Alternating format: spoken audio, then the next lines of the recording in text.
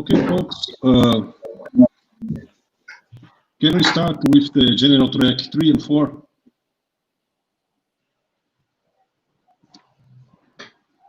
Anybody listening?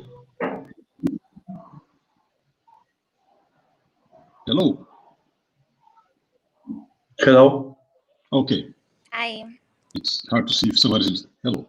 My name is Rafael Santos, and I'm going to be the chair for this session. That's the general track 3 and 4 session at ICCSA 2020.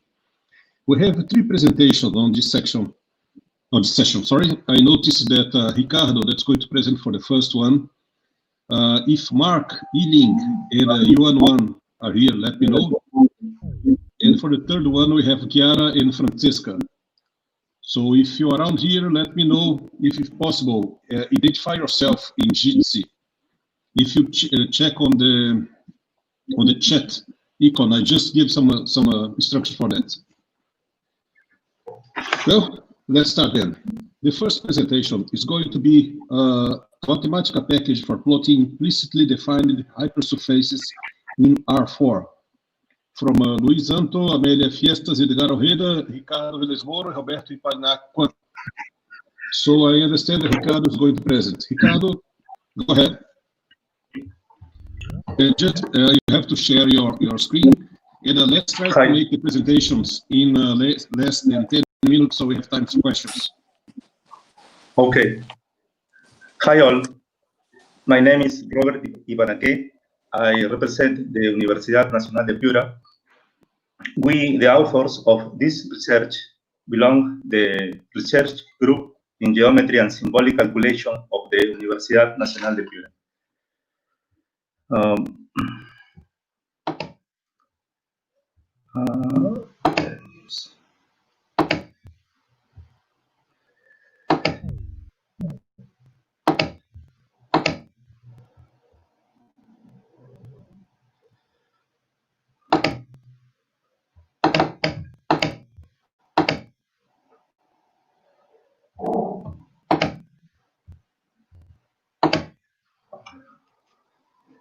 You look my slides?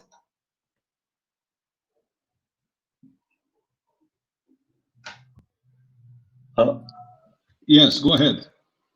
Oh, okay.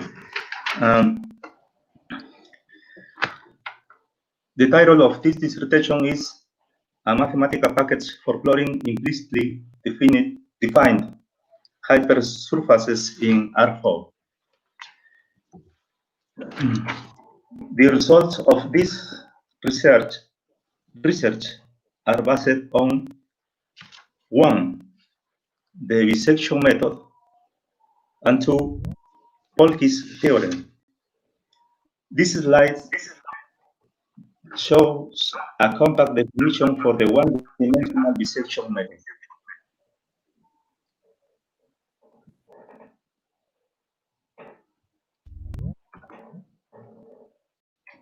This slide shows a mathematical program based on the previous definition and an example.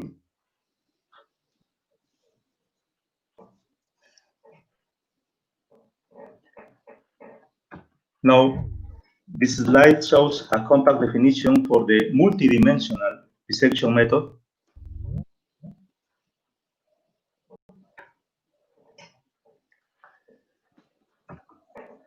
And this slide shows mathematical program based on the previous definition and an example.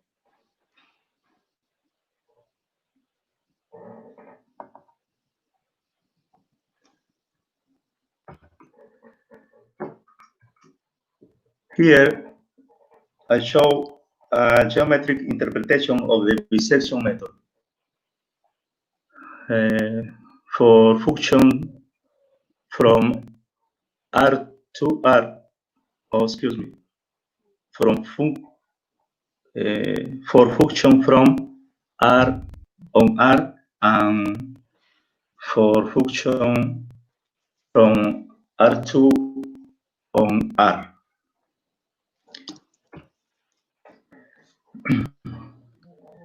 Polk's theorem lays the formulation for making projection of R3 on R2.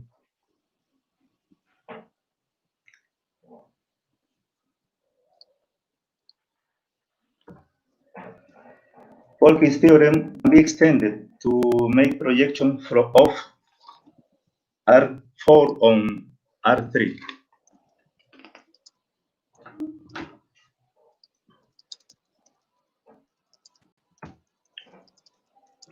With the expansion of both the bisection method and Polk's theorem, the new package for the plots was implemented.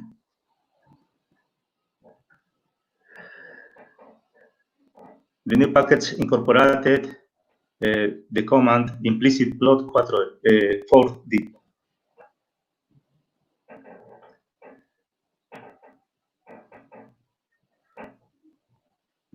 This slide shows two hyperplanes. Now this slide shows the two hypersurfaces.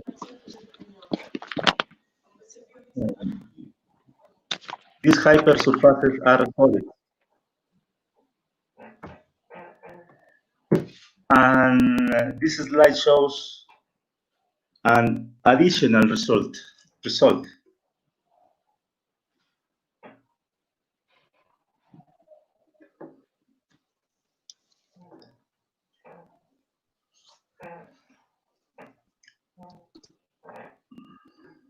Okay.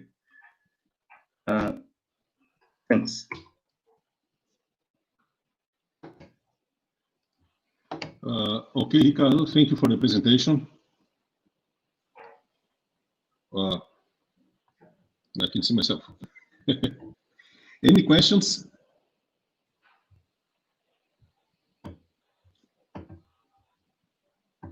The room is very silent. If nobody have a question, I have one. Well, I can see some weird things on Jitsu. Ricardo, is there any good reason for using Mathematica? Because I understand that there are several different, even free sources and open source and different packages. Why did you choose Mathematica?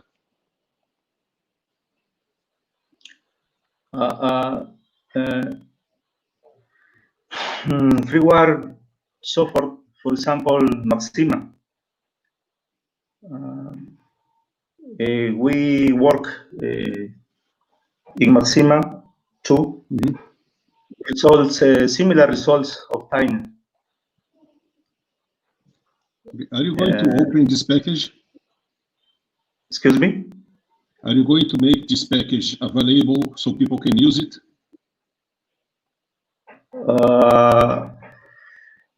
We elaborated a book. One first chapter is free. It's free.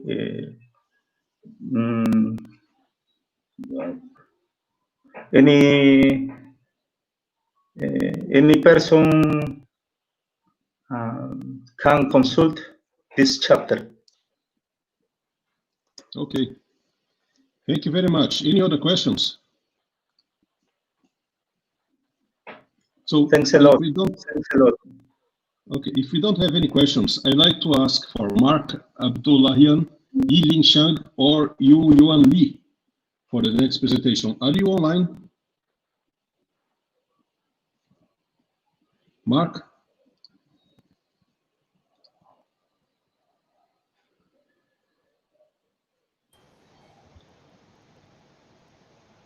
So, who's going to present the next one?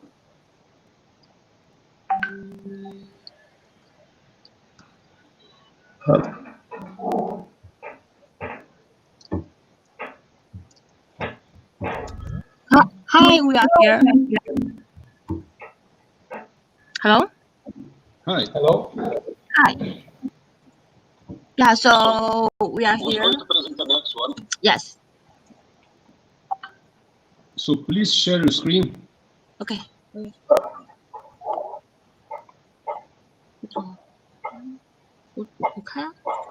So can you see my Not right now. I can see your browser. Yes. I think there is like a very huge lag between the voices. I'm not sure if that's the case for everybody else. Folks, and I can just please turn on. Yes, I can see it now. I can see your now you're back. I think there is Folks, like please turn off your microphones. the voices. I'm not sure if that's the case for everybody else.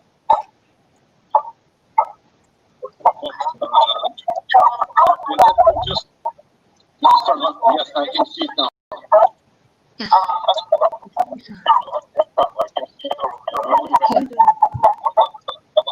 We should. Okay. Turn off the microphones.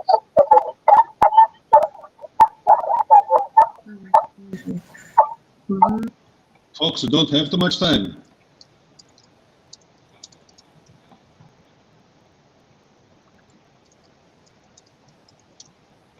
So Annie and you, one, please go ahead. I can see your screen.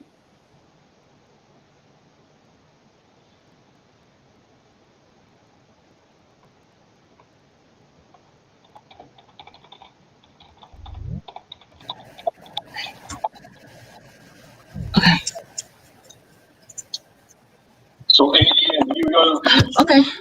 one, please Yeah. go ahead. Okay. I can see your screen. Oh, okay. So our topic is strategic capital investment and analytics using agent-based modeling approach, specifically for a California high-speed rail ridership model.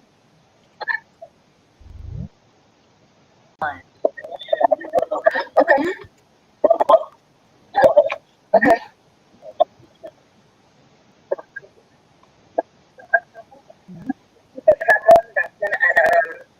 Analytics using agent-based modeling approach, specifically for a California high-speed rail ridership model. So we present an agent-based modeling because then it allows us to use a multi-dimensional transportation choice for individuals. And we're going to introduce our framework and why we choose the topic of high-speed rail to discuss using computational finance.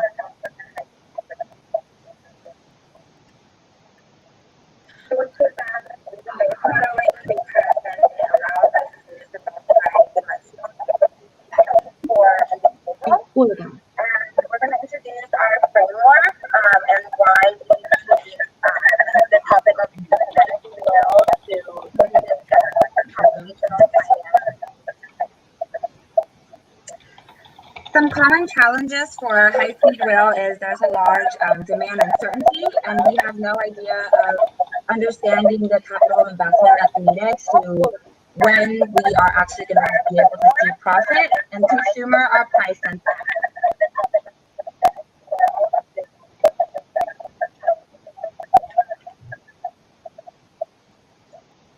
Some common challenges for high-speed rail is there's a large demand uncertainty, and we have no idea of understanding the capital investment that's needed to when we are actually going to be able to see profit, and consumer are price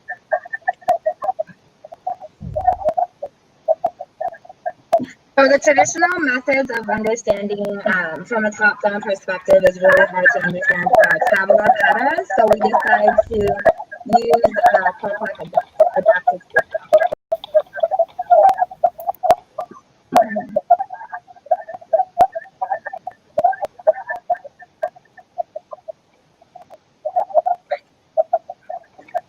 So the traditional methods of understanding from a top-down perspective is really hard to understand traveler patterns. So we decide to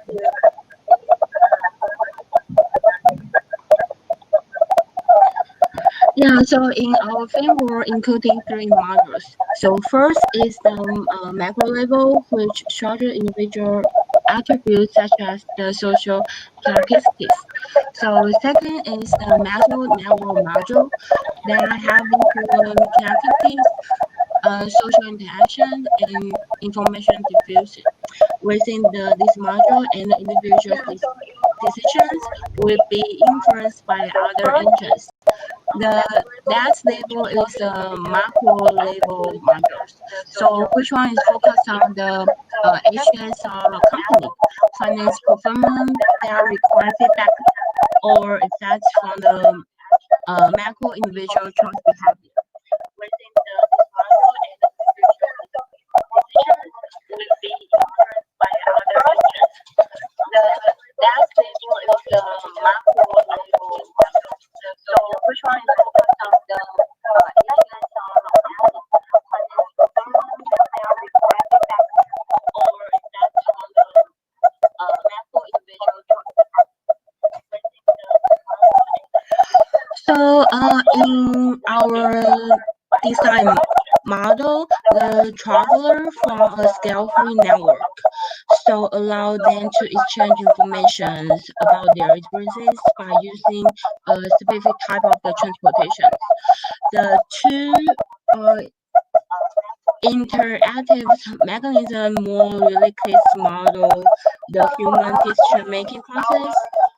Our engines on memory and learning ability, which build on the behavior decision-making process. The process based on the rotate choice behavior model series. There are three rules, including our models. First, the first rule is initialize engine's time and cost preference. The rule two is memorize choice behavior process based on time and cost tolerance. The rule three is the learning and experiences, and the engines may be able to switch transportation based on their experiences or other engine suggestions. The first rule is initialize engine's time and cost preference. The rule two is memorize choice behavior process based on time and cost tolerance. The rule three is the learning and experiences, and the engines may be able to switch transportation based on their experiences or other engine.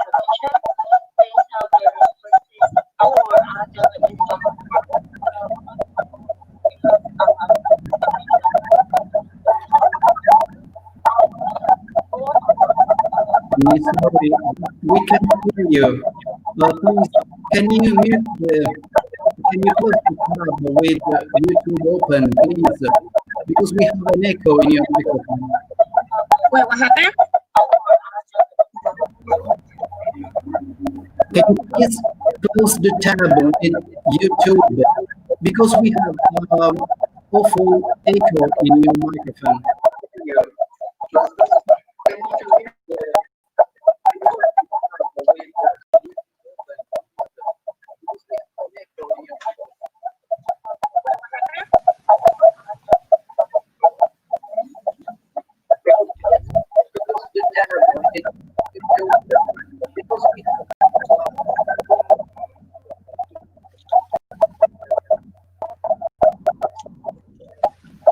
Could you hear what I said? It's more clear now. Can you hear me better? A little better, yes. Okay, sounds But good. your microphone is still noisy. I know we're trying to see what was the reason, and it was like having a really long lag, and I really apologize. Well, it's a little better now. Can you hear me better? A little better, yes. It's still noisy. I know, we're trying to see what was the reason, and it was like having a really long lag, and I really apologize. Well, a little better now. A little better, yes.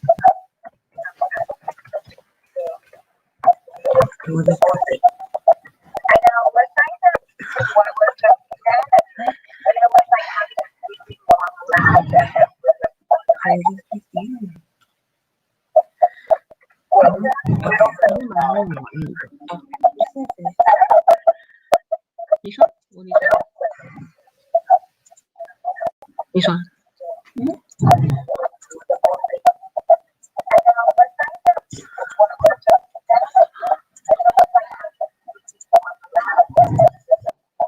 So our design interface shows two types of travelers for business and leisure. And there's 4 transportation, including flight, high-speed rail, train, and bus. We adopt agent-based model to do assumption planning and test for exogenous economic shocks. We leverage information diffusion theory with the intention to replicate how information flows between people and influence human behavior. The simulation captures people switching their behavior among available transportation options, considering their individual tolerance revolving around time and cost, previous travel experience, and aligning with their expectation, as well as information.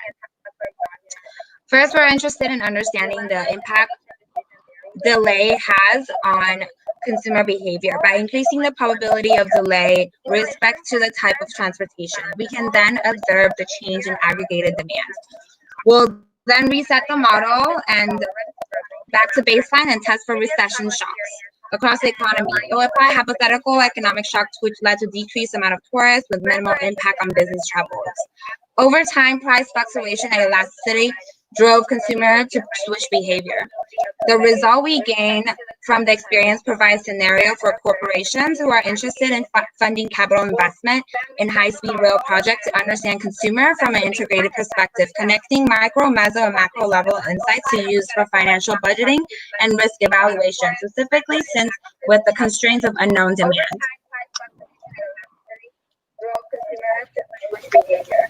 The result we gain from the experience provides scenario for corporations who are interested in funding capital investment in high-speed rail projects to understand consumer from an integrated perspective, connecting micro, meso, and macro level insights to use for financial budgeting and risk evaluation, specifically since with the constraints of unknown demand. So the baseline scenario, which highlight high-speed rail, is a new transportation entering the market with the traveler has existing preference, which can be either plane, train, or bus. Over the simulate the periods, we are able to see that only choice for most of time and motivation that is driving to switch behavior are mostly of people who are traveling for business, as they are less price sensitive and more concerned with the total travel time. We are able to see that also choice for most of time and motivation that is driving to switch behavior are mostly of people who are traveling for business, as they are less price sensitive and more concerned with the total travel time. So in scenario 1, high-speed rail has not been in the market. We will see here that the high-speed rail has become an equally attractive option for both type of the travelers. Next, in the scenario, we input data collecting from US periods of transportation subject to the empirical population, the impact of delay of all 4 transportation options in our models. We therefore can see the true impact transportation delay have individual consumer behavior change, and how does the macro level inflections has a corporate investment level when evaluating return on investment and Annie, please, just a moment. We have some trouble listening your speech because we are hearing some repeating voice. Please check your audio.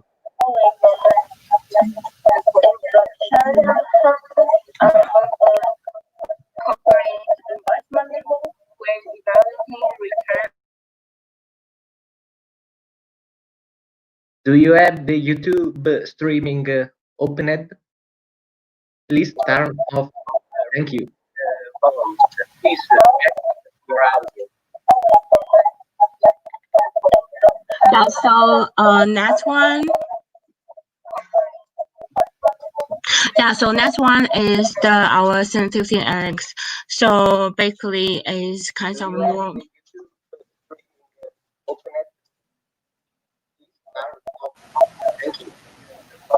Yeah.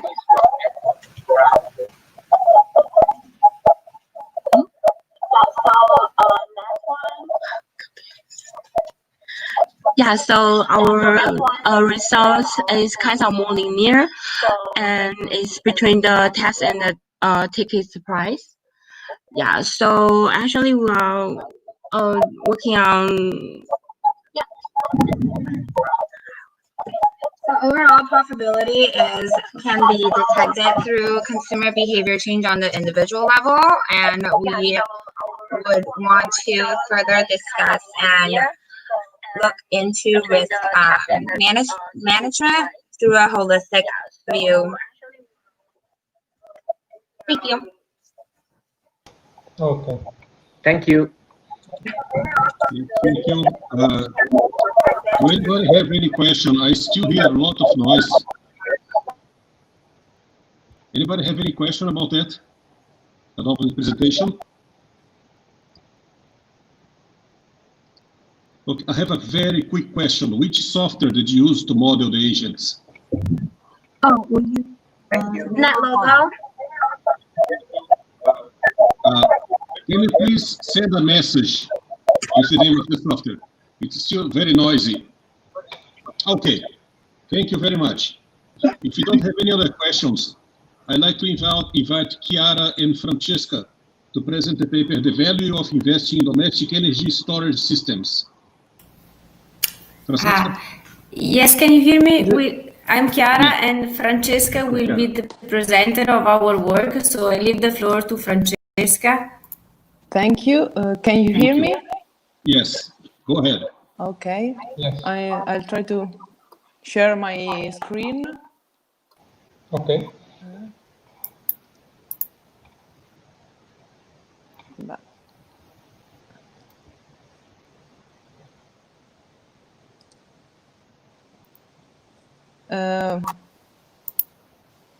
Are you able to see my presentation? No? Yes, now yes. Okay. Yes. Okay, fantastic. Now it's okay, right? Yes. Okay, perfect. So, first of all, good afternoon. I'm Francesca Andreolli, a PhD student from University of Padua, and I'm going to present you this joint work with my supervisor Chiara Dal Paus about the value of investing in domestic battery storage system. We decided to focus on battery storage systems because they seem to be a promising solution to boost the adoption of residential photovoltaic plants. In fact, even if PV plants have already reached the cost competitiveness in some European regions, thanks to policy supports or a reduction in investment cost, several barriers still exist to a widespread adoption of solar PV plants. And by increasing the electricity self-consumption and in turn reducing energy cost, batteries can increase the profitability of residential PV plants and also counterbalance the progressive reduction in policy supports. This is the agenda for the presentation. In the first part, I will introduce the application of battery storage system in residential PV plants. Then I will describe the model developed to investigate the investment profitability. And finally, I will discuss the results and conclusions. As I said, the batteries can increase the electricity self-consumption up to 70–80% according to literature, because they are able to store excess PV production. And a household who had already invested in a PV plant has the opportunity to adopt also a battery in a second moment in order to further reduce energy cost. And this opportunity to invest, to expand the model, the plant, is the growth option embedded in the existing PV plant. And it is similar to a call option. With the aiming of investigating the value of the option and the optimal investment timing, we model the decision to invest in a battery as a call option. We introduce for the moment some assumption. The first one about the energy demand that is normalized to 1, and it is composed by Xi, the self-consumption, multiplied by A, the total PV production, plus gamma, which is the amount of energy purchased from the grid in order to satisfy the energy demand. S instead is the amount of energy stored in a battery, and it is composed by the total PV production minus the self-consumption due to only the PV production multiplied by eta, that is a parameter representing the battery capacity fade. As according to literature, there is a relation between the size of the battery and the increase in self-consumption. We assume that the increase in self-consumption due to the introduction of the battery is equal to S. And in particular, we assume that this increase in self-consumption is about 15–30% compared to the initial self-consumption rate with having only the PV plant.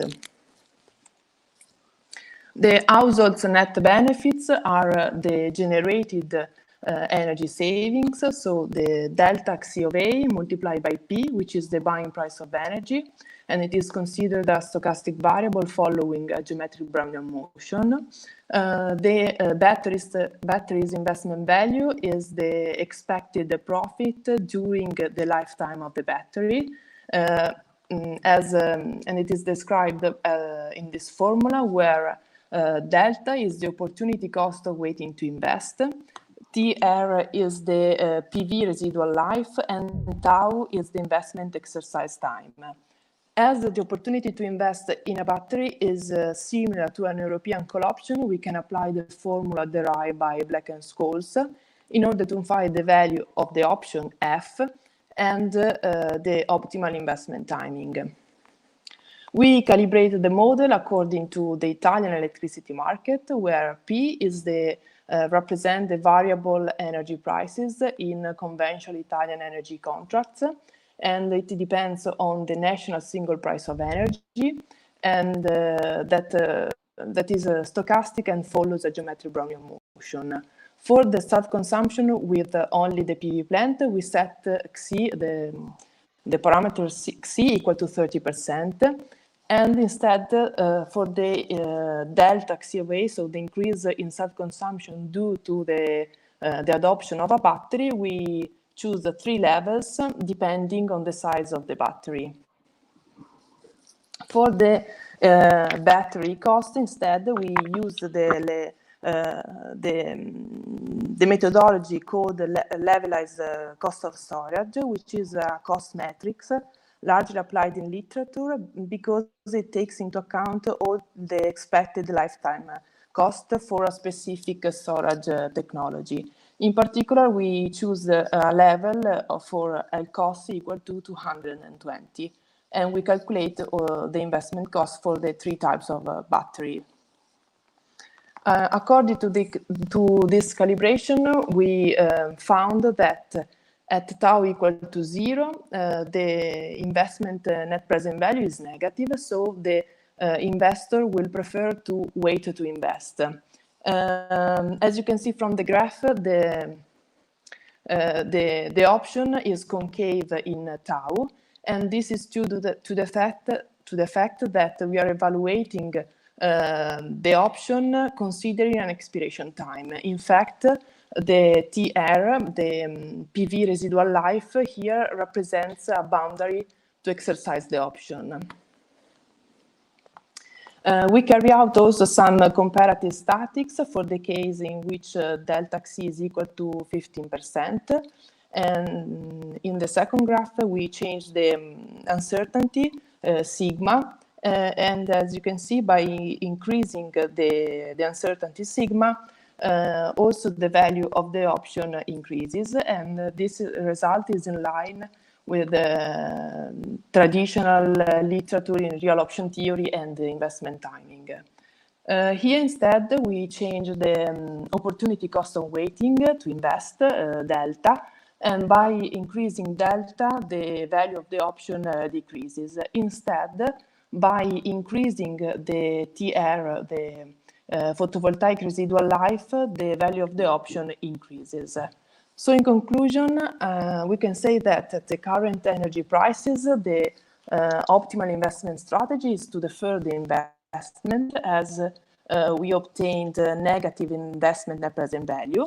And these results are in line with the literature because battery costs still represent a significant barrier for the adoption of storage system. In fact, a decline in investment cost results to be necessary in order to make the investment profitable. And in this regards, future research can focus on investigating if a policy supports a design to promote self-consumption rather than PV production can effectively accelerate the adoption of storage systems. And this is all. So thank you for the attention. If you have any question or comments, I'm happy to answer. Okay, thank you very much, Francesca. Do you have any questions? Thank you. Okay, I have a question. I always have questions.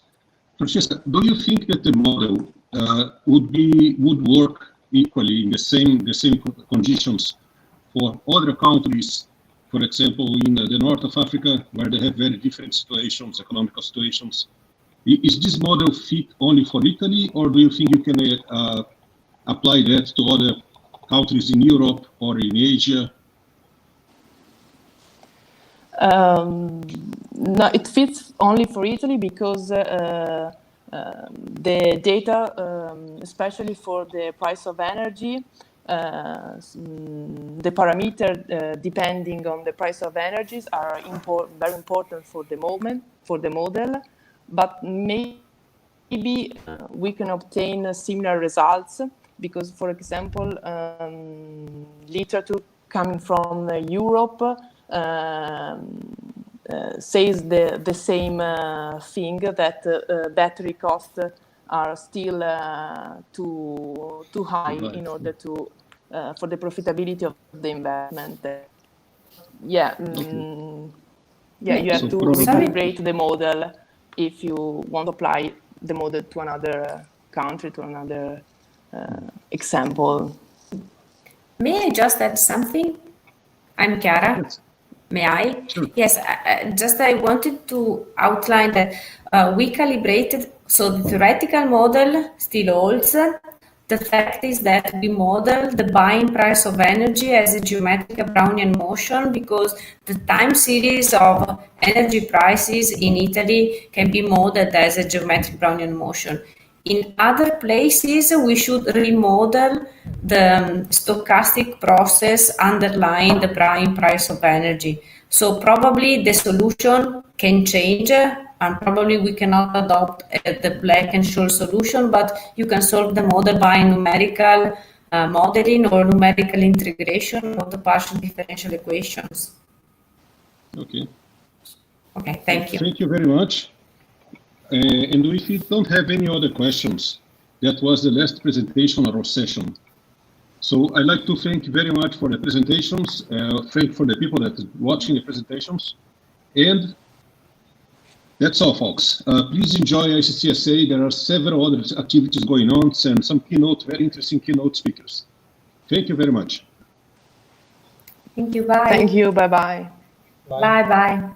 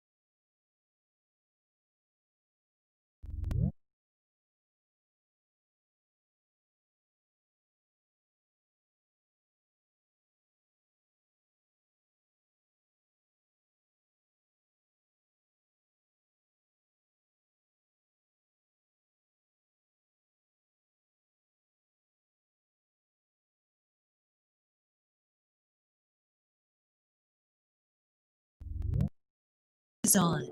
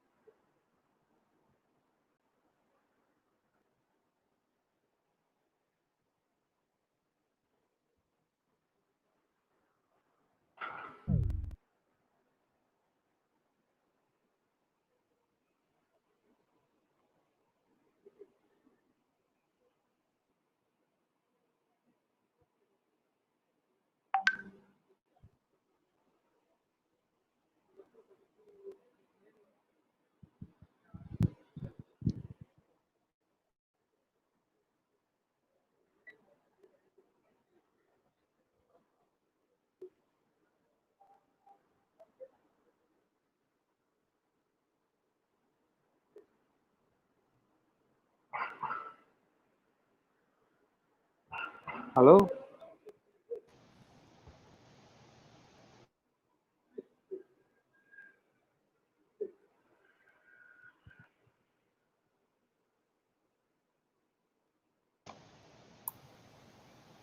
Hello, I'm Benjamin Murgante, the CEO of this session. We can organize the session. I hope that all speakers are already inside the room.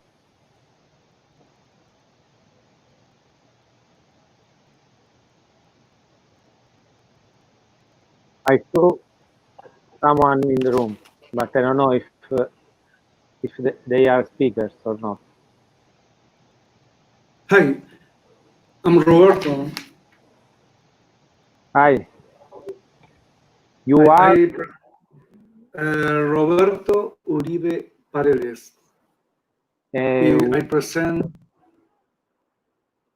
Which paper? 1550.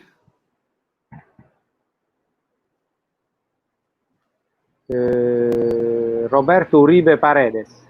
Error correction in nanopore reads for the novo genomic assembly. Okay. Yes.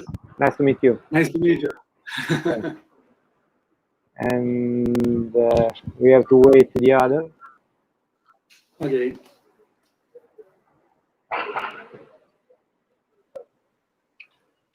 Hello. Hello. Yes. I'm here. Let me show myself. I'm turning on the camera. Yes, and Oh, I'm here. okay. Hi. Okay, hi. And Yes, I will present the paper, the transcript tome, with Reginaldo, Ricardo, and Claudio. Okay, the second, the formal language model for transcriptome and proton data integration. Okay. That's it. Okay. Thank probably I saw you in other ICCSA conference. Probably I met you in other conferences or not? In previous ICCSA? No. Well, I'm here waiting. If you need me, I can No, start. no, yes. No, we have to look here. for the. We have to look for the. We have the second and the third speaker. We have to look for the second, for the first and the last. Okay. Hello, I'm the last speaker. Okay.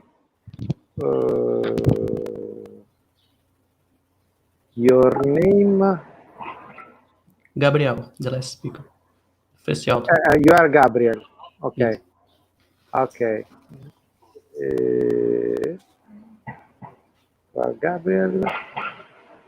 The second, your name is Reginaldo? No, I'm Ricardo. Ricardo. The second one on the paper. Ricardo Rocha, okay? Yes.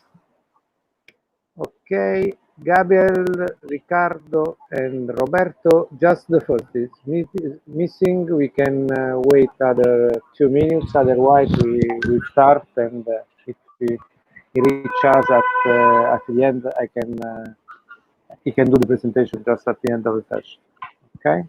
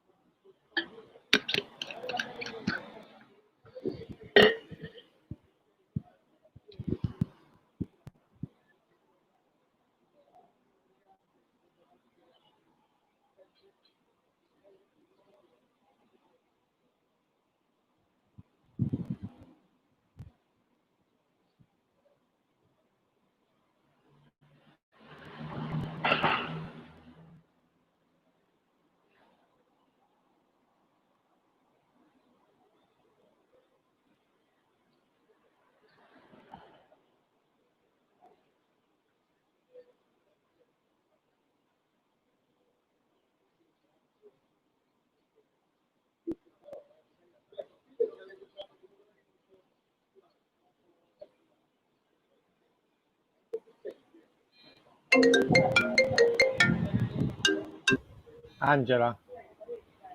Ciao, ti dobbiamo chiedere una cosa al volo. Sì, anche perché io sto presiedendo una sessione, tra un attimo inizio a presiedere una sessione. Sì, dimmi al volo.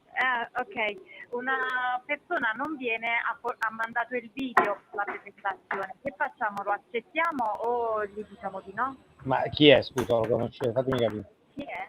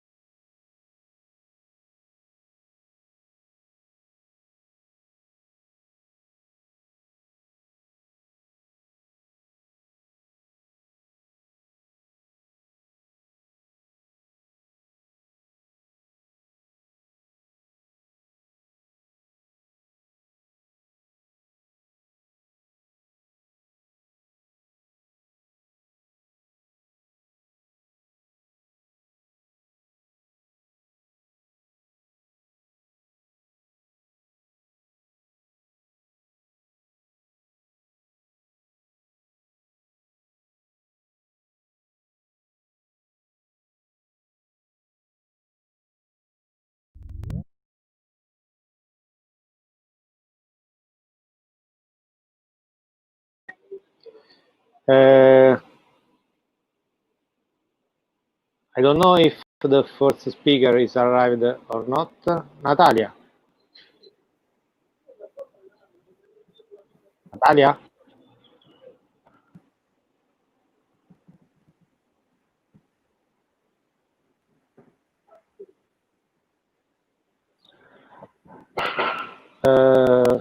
Leonardo Soto Samuano?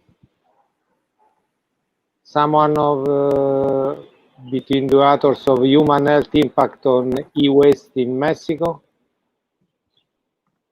is arrived or not?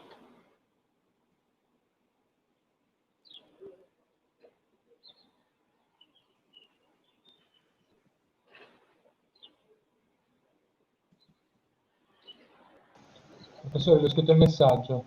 Cominciamo con il secondo allora, perché tra i partecipanti non vedo gli speaker della prima presentazione. Ok, possiamo fare una cosa, se casomai dovesse arrivare alla fine presenta dopo, però Sì, nel sì, frattempo io quando presento eventualmente dico se è arrivato qualcuno di questi è bene, Okay. se no amen Okay, e sì, andiamo, infatti, sì, perché andiamo avanti. Sì, perfetto. Intanto partiamo, se no non stiamo nei tempi. Sì. Grazie. Niente.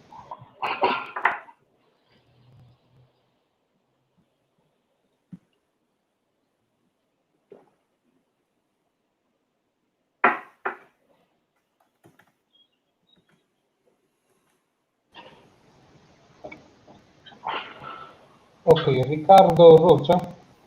Okay, we can,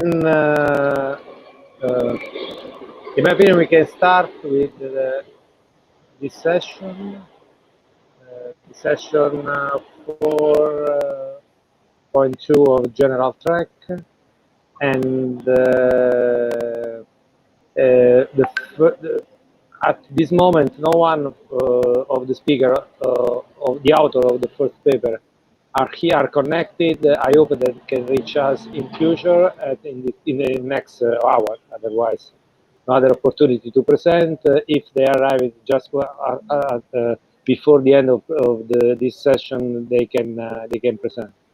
Okay, in this case, we can start with the second presentation. The author is Riccardo Rocha, other author are Reginaldo Figlio and Claudio Oliveira.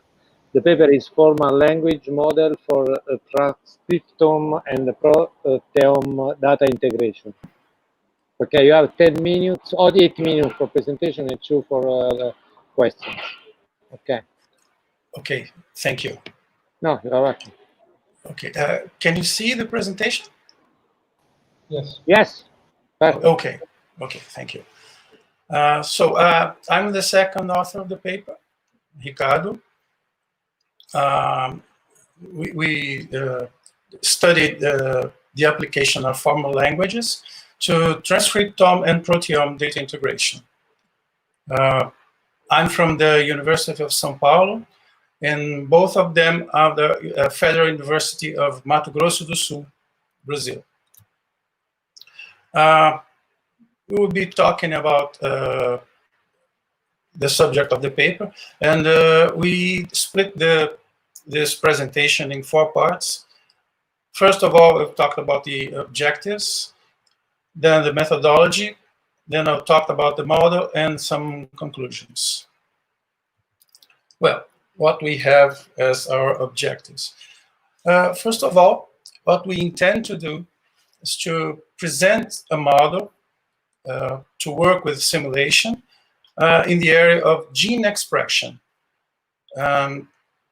The idea behind this is that we can construct a computational framework in which we can deal with the expression, genetical expression, dynamically. More specifically, we are trying to describe the relationship mapping between the elements of transcriptomes and proteomes, all of them apprehended inside the omics expression. The idea of this computational solution is to allow the data integration between these 2 areas. Specifically speaking about this, the genomics, and we expressed by transcriptomics and the proteomics. With this, we try to study their interactions and the production of proteins from the transcriptomes. One side effect is we are using the idea of formal languages, so we can do the reverse order as well. So that's the main idea behind this. So what are we doing now? First of all, we have these transcriptomic and the proteomic as independent areas. They are both studied, but not in a formal connection. And we intend to do this by representing them as formal languages. Both of them, transcriptomic and the proteomic, we can represent as formal languages if we see them as a single string. We know that both of them have some geometric forms, but we can put them as a straight line and read them as a sequence of letters. More specifically, we try to represent them, both of them, as a family of formal languages. Both of them, different families of languages. The translation of them will be represented as a transduction. More specifically, for us to understand this, we are talking about artificial languages, and we can understand this process as a compiler. We have a specification of the language, and then we can see them as programs that we can translate and have a running code. That's the idea behind the process. First of all, the program is also a running code, but specified in a different language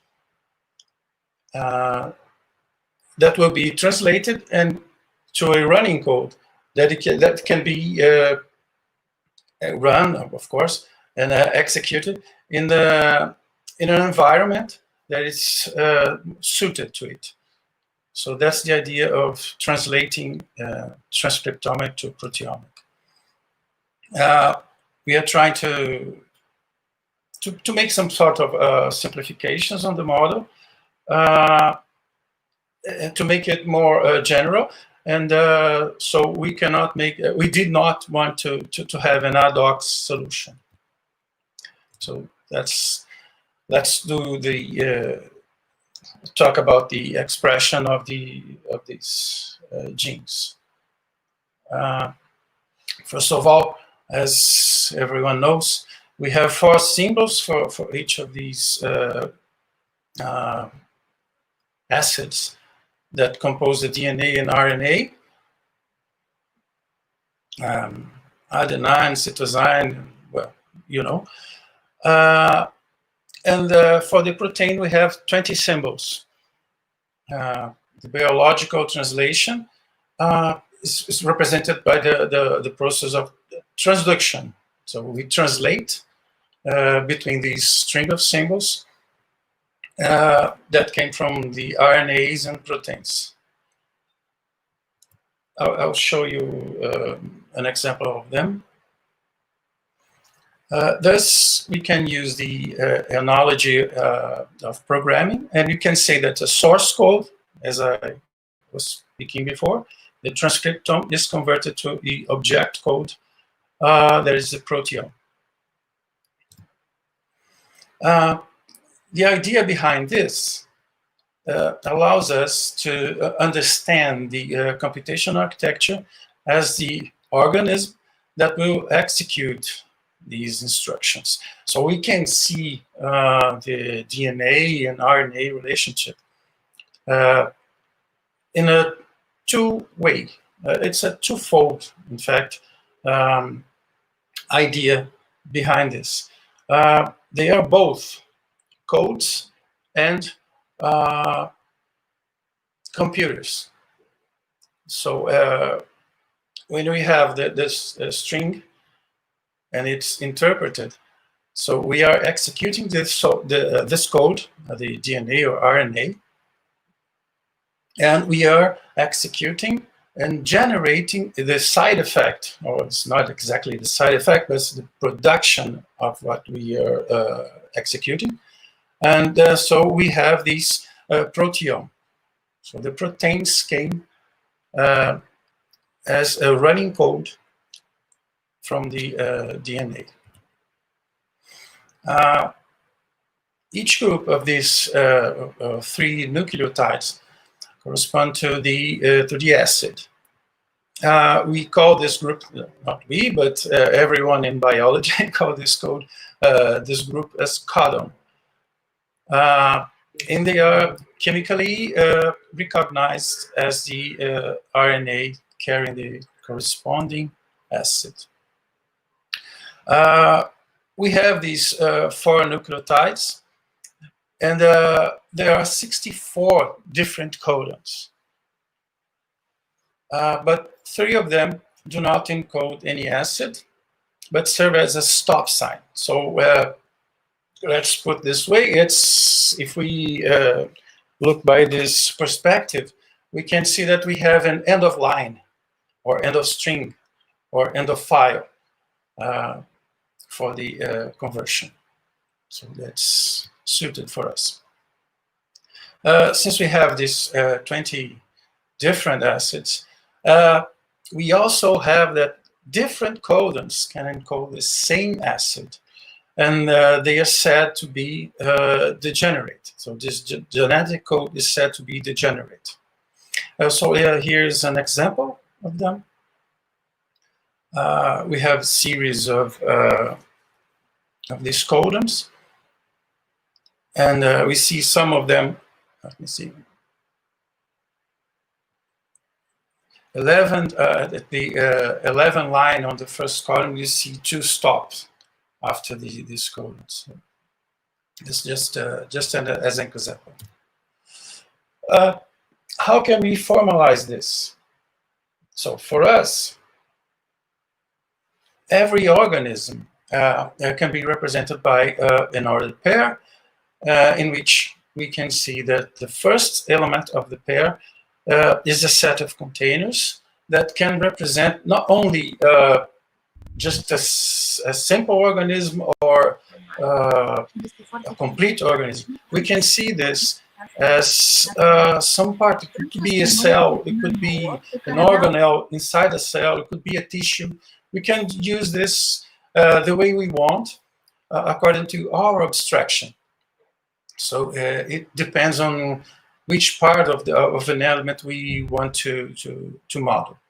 And the other element of the pair is what we call the time interval. We can see that the processing code could be split in parts, and we call this as time interval. And each part, we translate some pieces of the code, and then we go to another, and so forth. So in this way, we have these 2 alphabets. The first of all, the RNA, and the second of all, of the amino acids. And about the proteins. And so we represented this, as you can see here, AGCU, and the others, the 20 others, are the 20 acids. The transcriptome is, of course, it's the set of coding transcripts. As we said before, it could be active on a given cell, tissue, lineage, organelle, or even whatever you want, a complete organism, in a given time interval. We call this the profile, not scale pattern. And it represents, or it's present in a cell in a given period. So we can describe this transformation. So the formal transcriptome, it's a function that that is represented by the set of organs that we have, and an interval, and then we can produce as a codomain this family of non-empty languages, and we expecting this family of languages to be indexed. So after this, we can see this the proteome as a complete set of proteins, but also as a language that belongs to a family of languages, and that is indexed family of languages. And this process of translating from the transcriptome to the proteome could produce these proteins in a given organ or tissue, whatever, as we said before. And then we have this, this function that can produce for us the language, the set of languages that explain to us or produces to us the corresponding proteins. Now let's see. We have this equation that can transform from each transcriptome for us to a proteome. So we have this equation to explore, for us to explore this in terms of simulation when we want to. So the rules that we produced here can be easily written as computer code. So we can formalize this, and using this equation, we can just look at the proteins that can be produced by some single transcriptome. This figure shows us the way we represent the production. So at each instant of time, we have this translation from each part of the transcriptome, and then we produce until we find a stop. And when we find this stop, so the translation is finished, and we have the protein coded. So that's the idea behind this, and you can see this as a very similar way as we do with formal languages. You can see this as a finite automata. It's a very, very simple idea behind this. What we can say about what we have done is that, in a way, we delimited some aspects of the transcriptomes and proteomes. First of all, we limited the number of the size of the proteins and the transcriptomes as much as we have this in nature, and this criteria should be changed as much as we want, so we can study very simple organisms and go forth until very complex one. The idea behind this is that we have just rules that could govern the expression of this in a very simple way using formal languages, and we use this to describe them. we consider the translation phenomenon that described by this equation that relates transcriptomics and proteomics. So that's the main conclusion of this.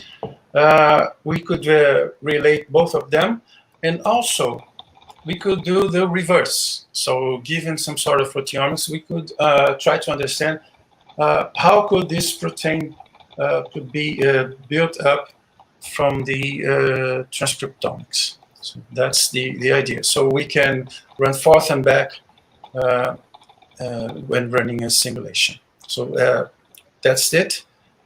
That's the idea from what we started here.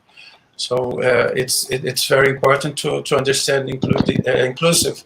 It's very inclusive idea, and we can usually study also some sort of applying new drugs to avoid problems and to solve some sort of infection or something like this. So that's the idea. So thank you. Thank you, Riccardo, for your presentation. If someone will make a question, but very, very small question, because I asked to have just 10 minutes probably in presentation. In this case, the presentation was more long. Someone, okay. Questions? Okay, thank you again, Riccardo, for your interesting presentation. Now we can go to the third speaker, because the first is missing, and Roberto Uribe Paredes, error correction in nanopon rates for de novo genomic assembly. Okay. Please, hello. Try to stay in time. Okay.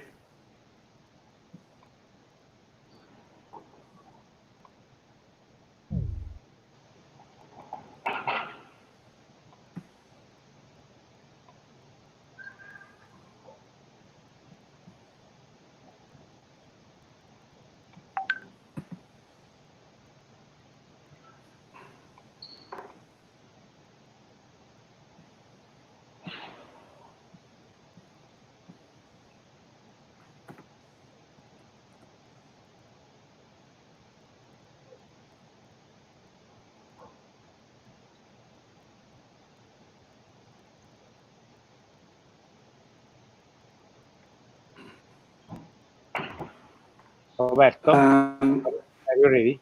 Is okay this? Yes, I look at the presentation. You okay. can start. Okay. Well, hi everyone. My name is Roberto Uribe Paredes. I come from Chile, and we are from the University of Magallanes in the south of Chile, close to the Antarctic. And our work is error correction in nanopore read for the novel genomic assembly. Well, today it's possible to perform DNA sequences using NGS device or next generation sequencing technologies. The sequencing and assembly allow to recognize an individual within her species. Now we have two well-known technologies, nanopore technology and Illumina technology. This allows to obtain the sequence from some sample of a species and to study.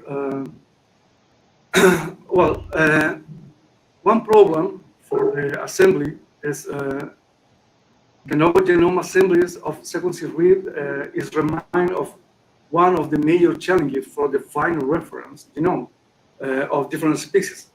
And our work present some strategy to use in preprocessing step for sequencing obtained with Oxford Nanopore, with the aim to improve read accuracy using Illumina read.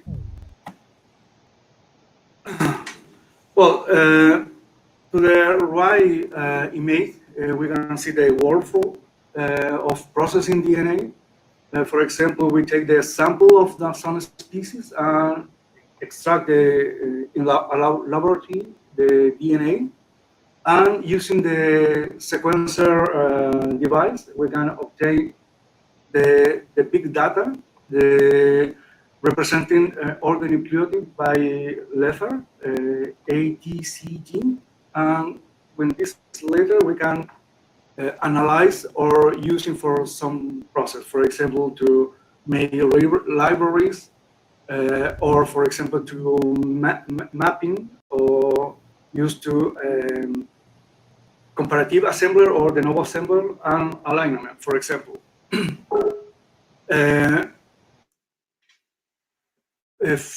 Finally, we like a computer people, we can see finally the letter, and we use this letter to analyze.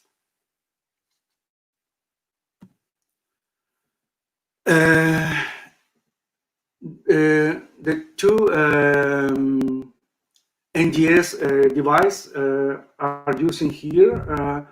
One of them is Illumina device, Illumina technology, and the other one is Nanopore. In the first one, they have short read. This means that, for example, we have a sequence of approx 200 letters, 200 bases. Is small, but the error rate is low, and the cost per base is low too.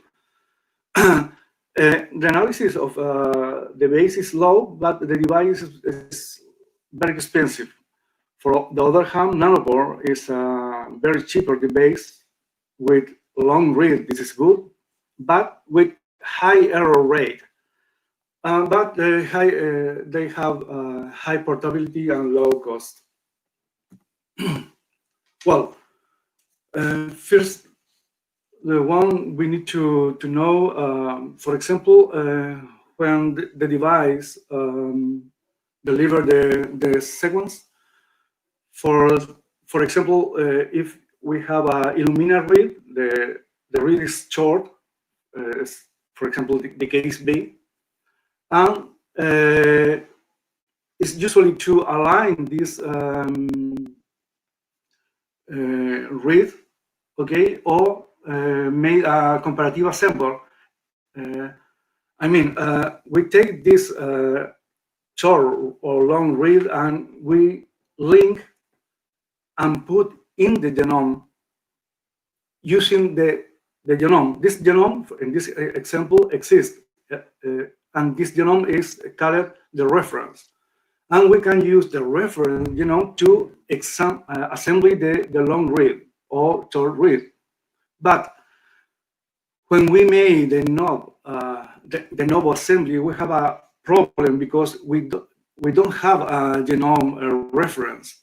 And it's very complex to link, to join the sequence. And this is the main problem of this work. Then, in our work, we use the same concept. I mean, we use the long read of Nanopore. For example, the number of bases for Nanopore read is around 6,000 to 10,000 bases. Versus short read of Illumina is around 200 to 250, for example. And we use the long read, and we use like a micro reference using the short read, and put this short read to improve the long read. Well, all algorithm is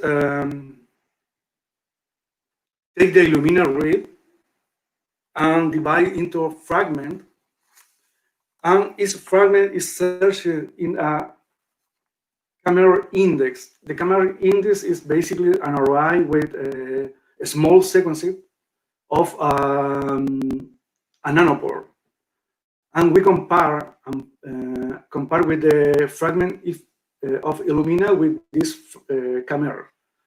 And if this is found in this index, we can put this fragment, this Illumina fragment, like a candidate, and we can use this candidate after. Well, the first phase, we obtain the set of Illumina candidate, and next we make a filter based on the distance of Levenstein to determine the Illumina read is suitable for improve to the Oxford nanobar read. For example, in this image, we take a fragment of Illumina and we search into the Oxford nanobar read. When we found, we use the old Illumina read is the orange case with the orange case is the Oxford nanopore, and we use and compare it with the distance. The third step, sometimes we have a many candidate to put in a place into the Oxford nanopore read, and it's usually to have so many letters for one space, and in this case we use a determined criteria to use the best letter, and we call it this a consensus, and this is made improved to the Oxford nanopore. Well, the experimental environment, we use some node tools for example, for sequence alignment, for analysis, for error correction of the read. And we use three well-known tools to de novo assembly: MiniAsm, Smart de novo, and Fly.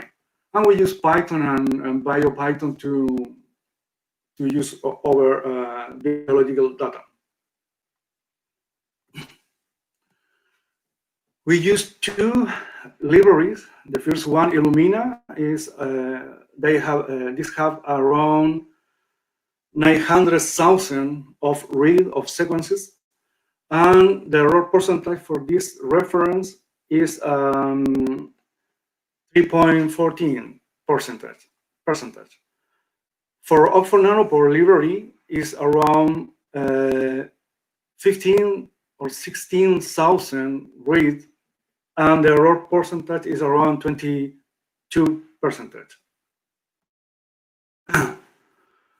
Well, the experiment, we use the three assemblers, but we use basically three conditions. The first one, we test with a basic assemble. I mean, we take the DNA from the NGA's device, and we use the tool, the nova assembly. The second is we use a LORDEC tool that is for correction of the read. And the third one is using all algorithm in the step of preprocessing. Then with in the table we can see the first row, improved assembly, is the different with the other, the basic and using the LORDEC. The LORDEC assembly is the classical method. We take the sequence, we apply to LORDEC, and we assemble it. But with using the algorithm, we can improve to some percentage of, for example, genome fraction parameter, and the other two parameters that are total alignment length and largest counting. For example, the largest largest county is around 1,600,000 basic. Well, finally, today, one of the most conflict programs is still the Nova Assembly. Then we present one algorithm to associate a high accuracy short read with error prompt long read. And we have a potential benefit including in the processing step. Our approach allow additional benefit in terms of the genome coverage, content length, and mismatch rate when they perform genome assembly. For example, we obtain around 5 kilo to 181 kilobase to cover range. For the future work is related to the optimization of algorithms performed with the large genomes and with integration to actual pipeline or more complex pipeline. Thank you so much. Thank you for your attention. Thank you, Roberto. Also, in this case, the presentation were more long than planned. In this case, just if there is a very small question, otherwise we can pass to the next. We can go to the next speaker. Someone has something to ask, but very shortly. Okay, thank you again, Roberto. Now the last speaker, Leonardo Cunha de Miranda. The paper is a general model for electrophysiography, control brain-computer interface games. Yes, thank you. Okay, welcome. Can you see my screen? Yes, absolutely. Very well. Thank you. Hello, everyone. My name is Gabriel Vasilievich. I'm a PhD student of computer science from the Federal University of Rio Grande do Norte. And today I'll be presenting our work, a general model for EEG-controlled brain-computer interface games from Professor Dr. Leonardo Cunha de Miranda and I. Here's a brief outline of our presentation. I'll be talking about the introduction of EEG-based games and the motivation behind our work.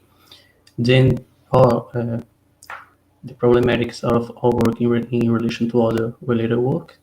Then the development process of our model, the process of derivation of our proposed model, the demonstration of our model, and then a conclusion of the work. So brain-computer interfaces, or BCI for short, is a technology that allows any person to use a computer system. It provides a direct path from the brain to the computer. So you're thinking in an action, or you send a brain wave to the computer, and the computer interprets the signal and sends this to the target application.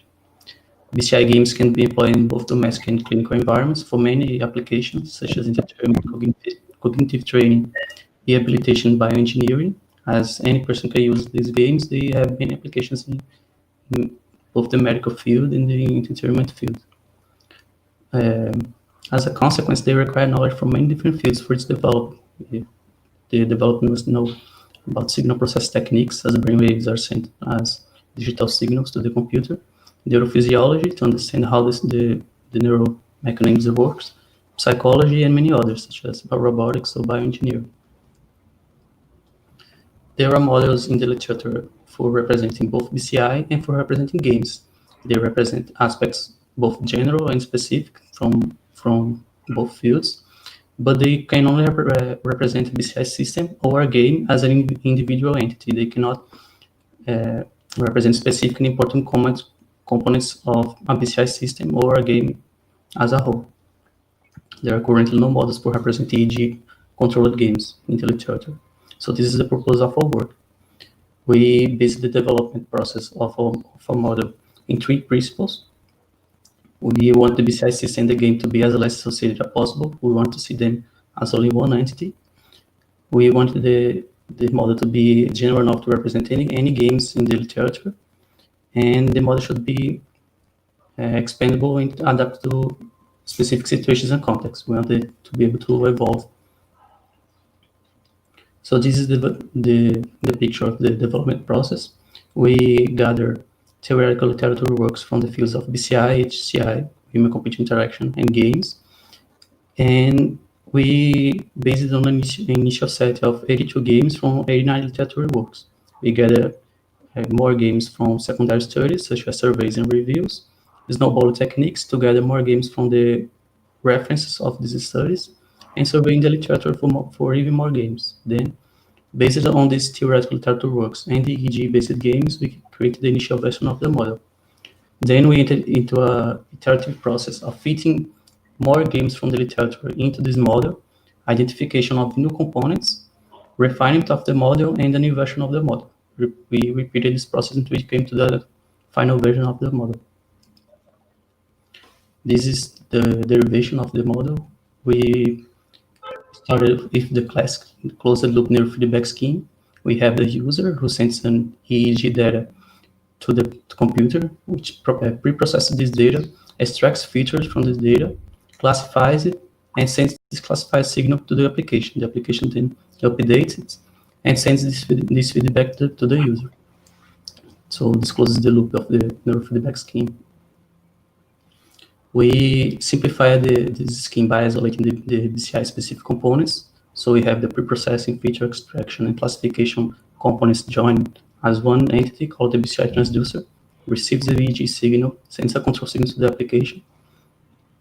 And as we wanted, as a BCI system in the game to be seen as only one entity, based on the first principle, we joined these two components into one single entity. The EEG controlled game, who receives an input from the player. The user is now a player in this context. And this game sends a feedback to the player. Then we applied principles of both BCI and games to complete the model. We detailed by detailing the input, which can be an EEG input and other physical or physiological inputs, which sends this data to the interface, the control interface. It controls the game logic, which updates the virtual interface, which sends this feedback to the player. It can be a virtual feedback from the game world. It can be a neurofeedback for the player's current mental state, and it can be a sensory stimuli, which is required for some specific EEG control signals. So we further detail the model to complete it. Is the complete model with the players with EEG sensors who sends these EEG signals to the data acquisition device, and the device sends this data to the class pre-processing stage of BCI control signals. The classified signals then sent to the control mechanics. We separated the control mechanics in both the BCI control mechanics and the non-BCI control mechanics for other physical and physiological data. This control mechanics changes the game world, and this changes update the virtual interface. These changes are feedback to the player, which can be both auditory or visual or any other form of somatosensory information to the player. So we after we completed the final version of the model, we wanted to demonstrate how useful and representative it can be by gathering a representative set of literature works and applying the model to these works to be able to represent it. This method is similar to other methods employed in related works. So we gather a total of 13 works from the literature as a representative set, and we collected these games from surveys and reviews of BCI-based games. We then proceeded to describe all these games using the components of the model, and we wanted to describe them as best as possible and show that the model could represent a vast diversity of games. So we gathered diversity in game genres, in BCI control signals, and EEG devices. So for each game, we gathered every component of the model to describe it: the EEG data collection, the sensors and the EEG device, the game order, the player's characters and environment, the control interface, and the control mechanics, both with BCI and non-BCI, and the virtual interface, which can be a neurofeedback interface, or the stimuli generator. So in conclusion, the model could represent aspects of both BCI and games, as we intended, based on the first principle. It can be employed in design and development of new EEG-controlled games by instantiating the components. They can also be used to classify studies involved in those games, and as we intended, it can adapt and expand to new contexts and applications. That's it. Thank you very much. If you have any questions, feel free to ask. Thank you so much, Leonardo. In chat, one of the first authors, Umberto Ferreira, wrote me that he probably is able to present the first paper, Human Health Impact of e-waste in Mexico. Is true? Are you in the room? Ah, professore, questo qui stava avendo problemi, questo ragazzo. Mi stava dicendo che vorrebbe essere ricontattato per poter fare la sua presentazione successivamente, se riesce. Perché stavo parlando anche con Ivan. Okay. No, we can continue in English. Okay, no, because I received this message, probably arrived at the end, just at the end. It's not easy to do this. Okay, and question? There are questions? No one concerning this presentation. Okay, if no one has to ask something, and if Alberto Ferreira has not to present now, okay, we can close this session, and I hope you can join the remaining part of the conference. Okay.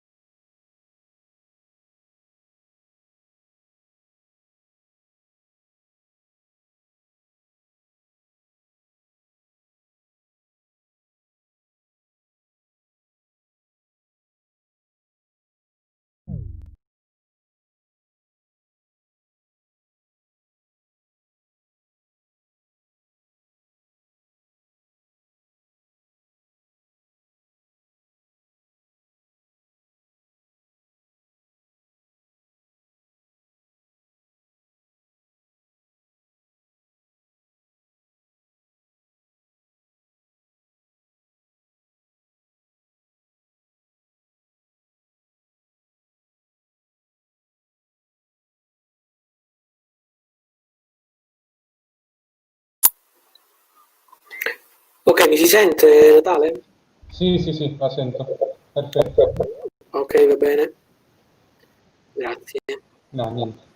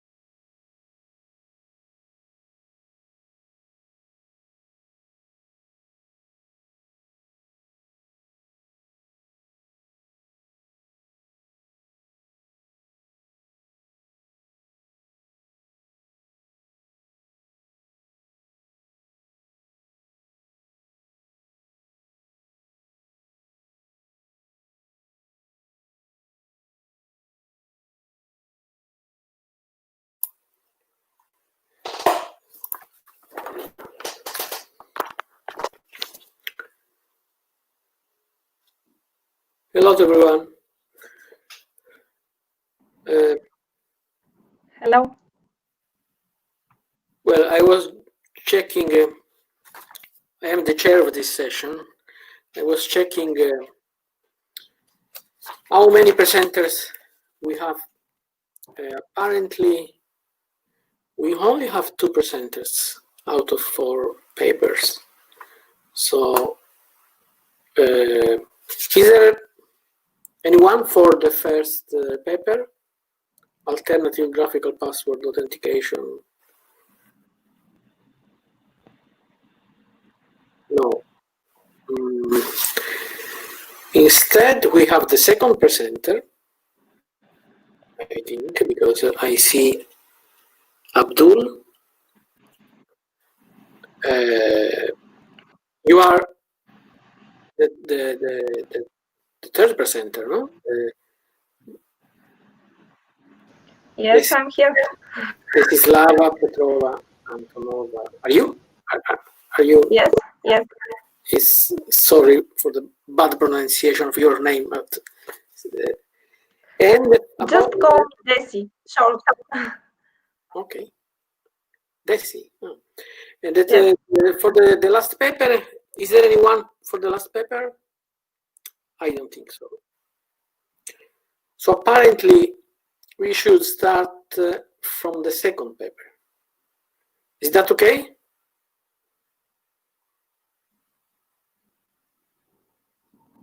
No answer. Is there the presenter of the second paper here? Abdul Razak?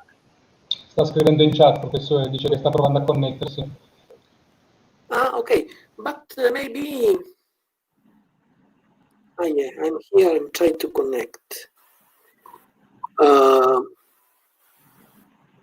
Okay, actually, maybe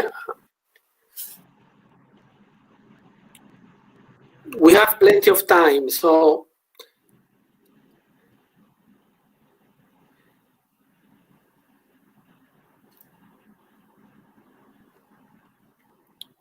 maybe one of the possibilities is that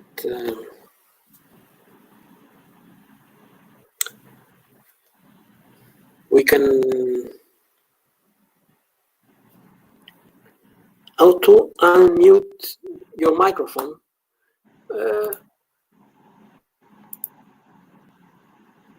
Tu Natale puoi togliere il mute al microfono di qualcuno? No, professore, io posso soltanto mutarlo, deve farlo da solo.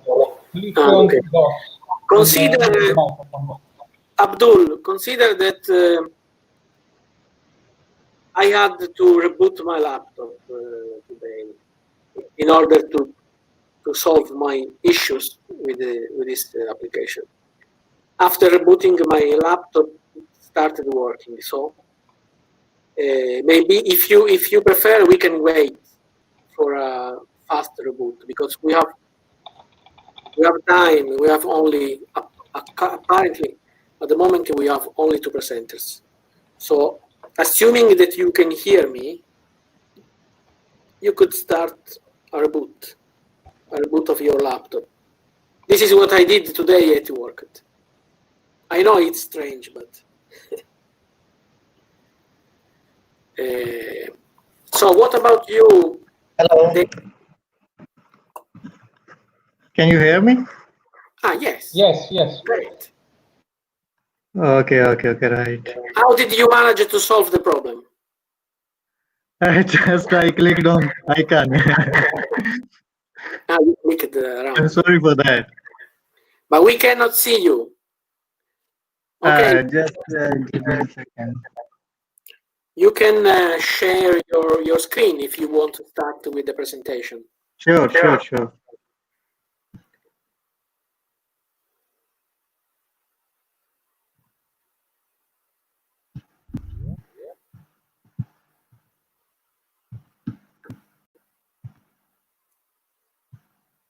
So no one is here for the first paper, no?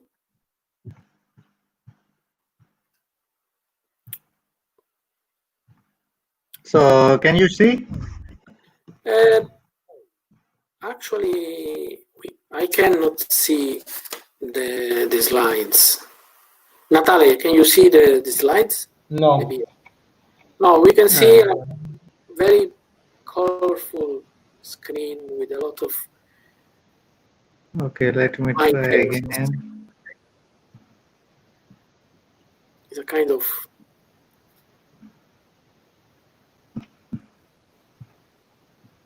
Yes, I got it. I hope now you can see it. Okay, perfect. Okay, perfect. You can see it, yes. Okay, so let me introduce first myself. My name is Abdul Razak. Basically, I belong to Pakistan. So currently, I am studying in China in Zhejiang University as a PhD student. So our campus is working in underwater research. So this is my topic: microservice architecture design for IoT system in the ocean. It's broad area, so I will explain in later slides which is my exact area, what I'm doing. This is content. In first, we will discuss about architecture, what type of we have architectures.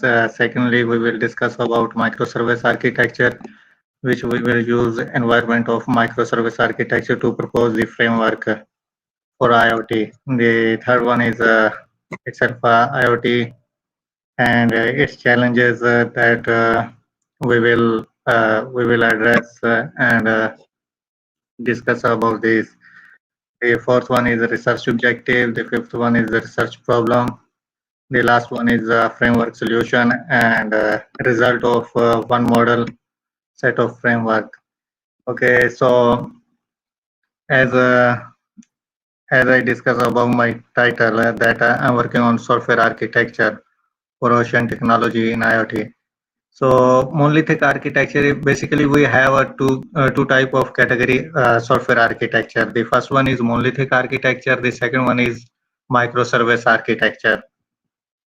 The monolithic architecture, it's basically a sort of software till now. So software companies and other organizations are using this architecture to develop the software, to operate the system, to operate the different kind of devices. So the second architecture is a microservice architecture. This is invented a few years ago, around 2015 or 2016, very brand new architecture. So what is monolithic architecture? Is in simple words that it's a single build application, single code based application that you have to develop a whole application, whole system in a single code, single application, single system, single platform, single language. It's very tightly coupled, very high dependency in this project using monolithic architecture among different type of components. You cannot change component. If some component fails, you cannot replace the component without redeploying the whole system again. So this is a simple architecture diagram of monolithic for understanding. This monolithic architecture basically fall in three layers. UI layer is a front-end design. The second layer is business layer, where we develop the logic. The second layer is a data access layer, where we communicate the database and make the logic for databases query. So this is the second architecture. Also, it's a family of monolithic architecture. It's called SOA, service-oriented architecture. The major difference between monolithic architecture and service-oriented architecture that SOA can provide the its interface to another system, and due to this feature, so it can make the software easier over the network. So let's compare the SOA and monolithic. So monolithic, if we use the monolithic, so we only develop the single build type application, tightly covered, extremely difficult to change technology. Dependent on language, only single language, single platform. Platform cannot change easily. Single component failure. If one component is failed, so whole the system almost goes down. So on the other hand, so architecture has a good feature to make the independent components based on their services. It has capability to provide its interface to another system, to another party. But it has also problems like a monolithic, because it's a family of monolithic, difficult to change technology, single language development on single platform. Okay, so now let's discuss about microservice architecture. In first, let me brief about microservice architecture. Is a basically architecture style. We can develop small autonomous small services in different language. For example, one service you can develop in one language like a C#. Second service you can develop in Java or PHP or any language. And for each service, you can use a different database like Oracle DB or SQL Server or MongoDB. Any database you can connect any with different services. By monolithic, you cannot do this. You cannot decompose the application into smaller and different services, but microservice provide these facilities. So these are characteristics of microservice architecture. MSA basically stands for microservice architecture. it's running its own process. It's running on its own process, communicating with a lightweight mechanism. It's a very lightweight architecture, independently deployment. For example, if one service is failed in microservice architecture, so you can easily shut down that service only without impacting on other, or you can deploy a new service without impacting on other services. Polyglot programming means that different languages you can support in a single project, different technology you can use in a single project, different multiple databases you can use in a single microservice architecture project. Okay, next, this is a simple architecture of monolithic that client application communicate by monolithic architecture. Database communicated different type of components of monolithic. Single database, multiple components. If we see on the other hand on microservice architecture, you can see there are different components, user components, message, and friends. It's also another components. Every component is communicating with different databases, multiple databases.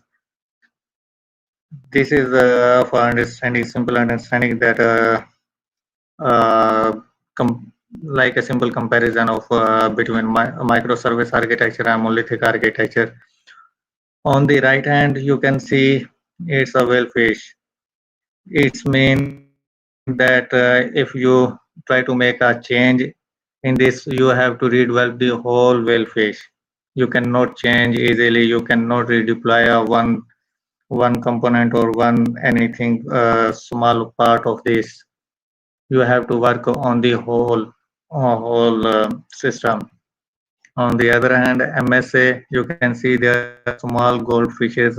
It's mean that you can change any component, any service, anytime without any impacting on other services. This is comparison between microservice and traditional. We have already discussed the traditional monolithic architecture, single large application, single deployment, shared data, single point failure goes to all system down, memory functional. You have 2 minutes. Sorry? You only have 2 minutes left. Okay. We identify these IoT challenges which we are going to address using microservice framework.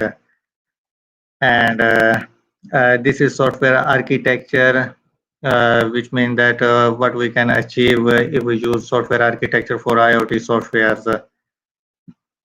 This is our research objective, that how we can reduce the complexity of IoT software and increase the scalability of IoT software using MSA.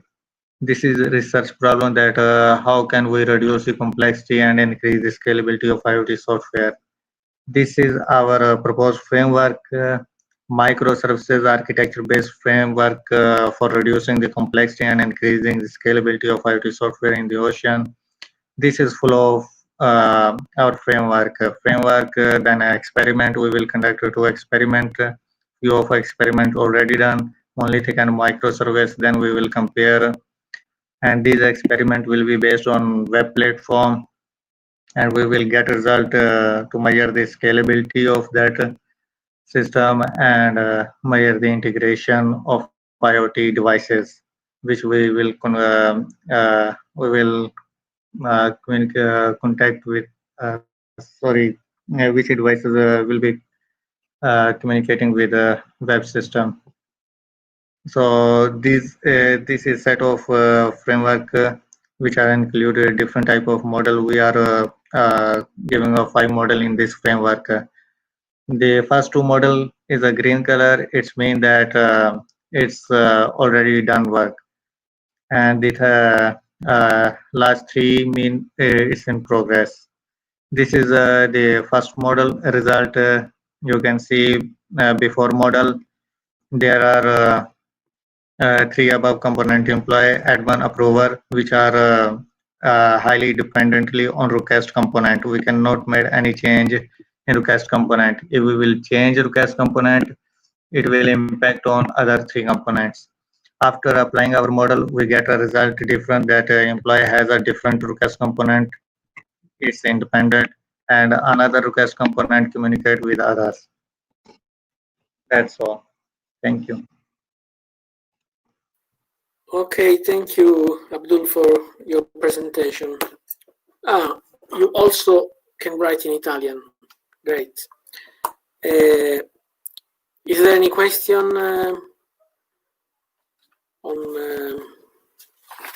for Abdul? Is there any question? No. No. Yes. I have a question. Please.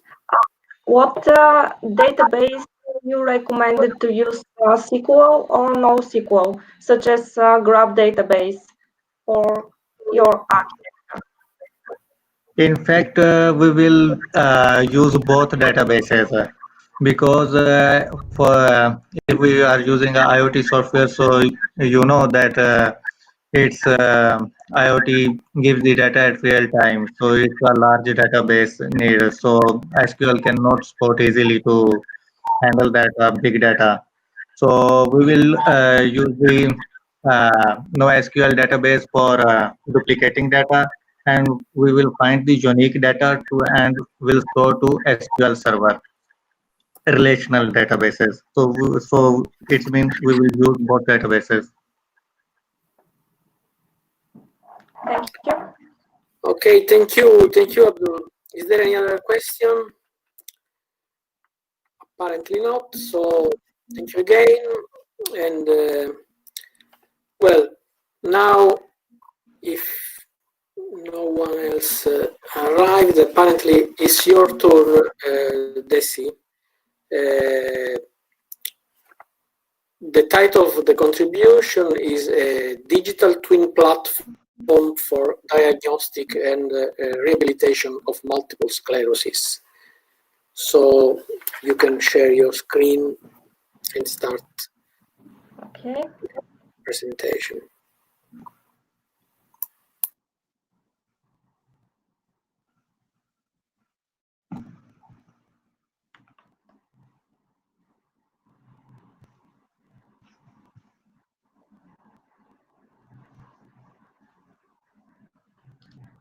Do you see the screen?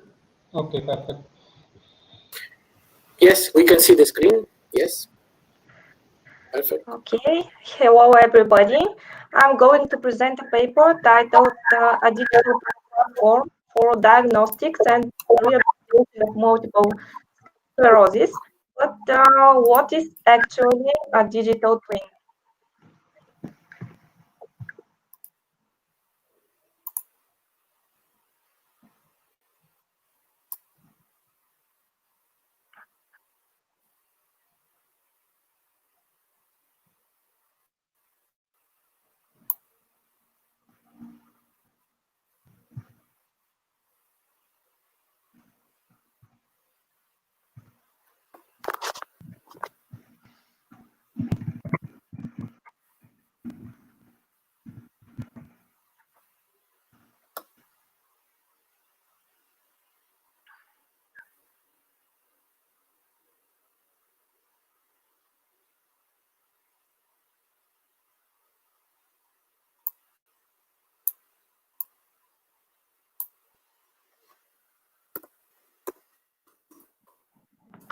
So we propose an architecture of a digital twin platform for exploration of behavioral changes in patients with proven cognitive disorders with a special focus on multiple sclerosis. The platform identifies the causes and trends that lead to a deepening of long-term cognitive decline. It allows for assessment of cognitive status in a timely manner and also prescription of appropriate rehabilitation. The requirements of the platform are closely related to the implementation stages of the digital twin. The create stage includes building of patient information model by collecting data from different sources. The Interact stage provides seamless bidirectional connectivity between the physical patient and its digital twin through the platform. The Aggregate stage covers data ingestion into a data storage and data processing, such as cleaning, consistency checking, linking, enrichment. The Analyze stage is based on variety models of the virtual patient that are built on top of the information model. The main goal of this stage is to produce a new knowledge that drives the decision-making process. The Insight stage visualizes the insights from analytics as 3D views, dashboards, and others. It aims to provide evidence about areas for further investigations. And finally, the decision stage applies new knowledge to the therapy of the physical patient in order to produce an impact of the digital twin. The decisions lead to a precise diagnosis and timely rehabilitation. The platform has two main components. The transactional application, called Cognitive, has multiple instances in different neurological departments. It provides functionality for create, interact, and decision stages of the digital twin. The analytical application covers all digital twin stages and is based on big data and artificial intelligence technologies. The analytical application relies on Hadoop distributed file system. It consists of 5 layers presented here. The primary sources of data are provided by the Cognisoft application. The patient data is enriched with electronic health records data, open clinical data sets, data from social network, etc. The data ingestion is implemented by 4 web services as follows. Edge service, which ingests large amounts of data that comes from file servers. Pull service, which pulls data from external applications and APIs. Push service that provides a gateway of external applications to push data to the platform. And finally, direct ingestion service, which pulls data directly from databases of the Cognisoft applications. Yarn enables the platform to perform operation by using a variety of tools like Spark for real-time processing, Hive for SQL databases, HBase for NoSQL. It allocates resources and schedules tasks. Spark delivers 5 types of components to the platform. The driver is a central coordinator that splits the workload into smaller tasks and schedules their execution on the executors. The data insight visualizes the outcomes from the analytics as 3D views and dashboards and exports data through APIs. Thus, it supports the decision-making of clinicians who use the Cognisoft applications. The architecture of the Cognisoft application follows the service-oriented architecture paradigm. The client layer provides a web-based user interface for both patients and clinicians.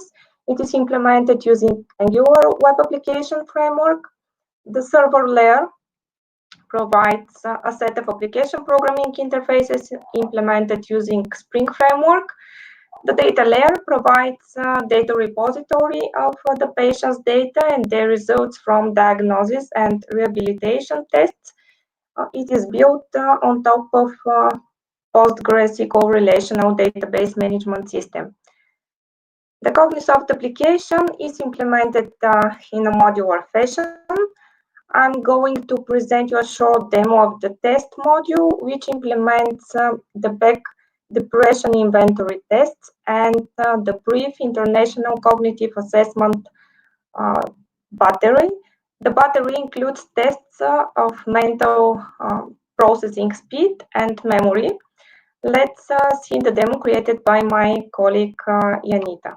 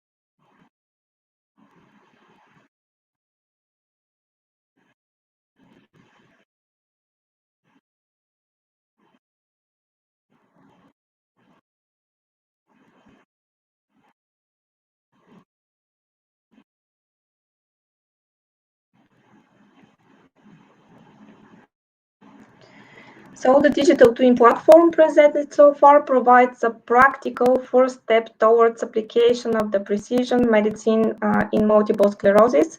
The platform's architecture and technologies were presented with a focus on its two main components: Cognisoft application, which automates tests for diagnosis and rehabilitation of cognitive disorders, and advanced analytical application, which produces a new knowledge and support decision in each instance of the Cognisoft application.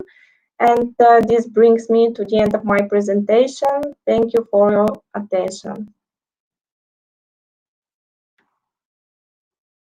Thank you for your nice presentation. Well, is there any question from the attendant?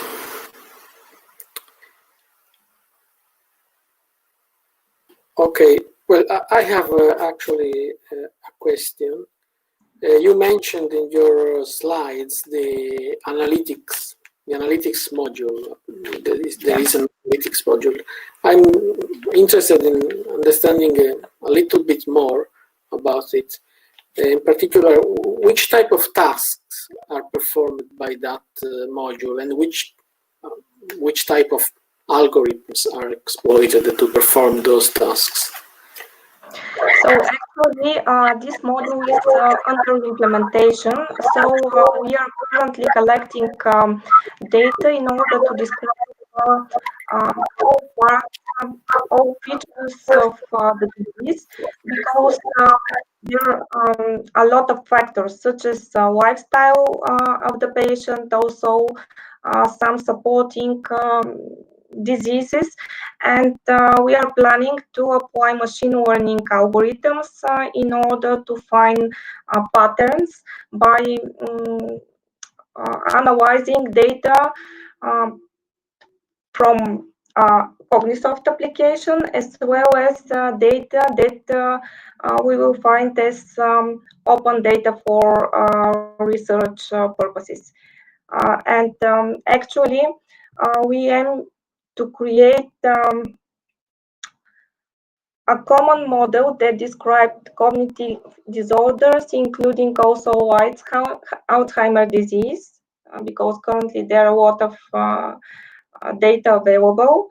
And we should decide also whether to include also MRI images of the brain, because this is another part of analytics. In that case, we will need image analysis algorithms.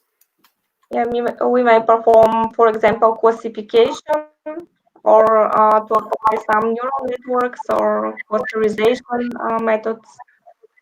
But currently, we implemented the module which automates the test for cognitive disorders, because currently these tests are on the paper, and we should compare actually the results from automated tests and paper tests in order to check effectiveness. Okay, thank you very much.